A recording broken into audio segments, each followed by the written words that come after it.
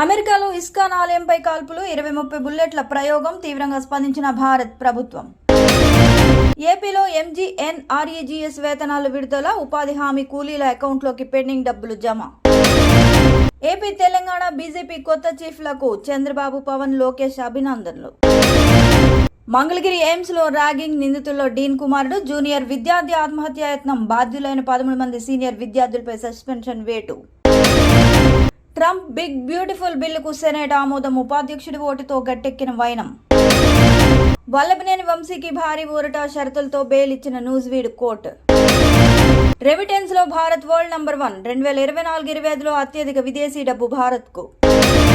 చైనాతో స్థిర సంబంధాలే లక్ష్యమని విదేశాంగ మంత్రి జైశంకర్ కామెంట్. కోల్కతాలో కాలేజ్ గ్యాంగ్ రేప్, ప్రధాన నిందితుడు అరెస్టు, రాజకీయ దుమారం. బంగారం ధర తగ్గింపు, 10 గ్రాములకు 300 తగ్గినట్టు మార్కెట్ లైవ్ రేట్స్. చరిత్రలో తొలిసారి సుప్రీంకోర్టు ఉద్యోగాల్లో ఎస్సీ/ఎస్టీ రిజర్వేషన్లు జూన్ 23 నుంచి అమల్లోకి వచ్చిన కొత్త రూల్స్. మధ్యప్రదేశ్ హాస్పిటల్లో యువతి హత్య, ఆసుపత్రి స్టాఫ్ రోగులు చూస్తుండగానే దాడి.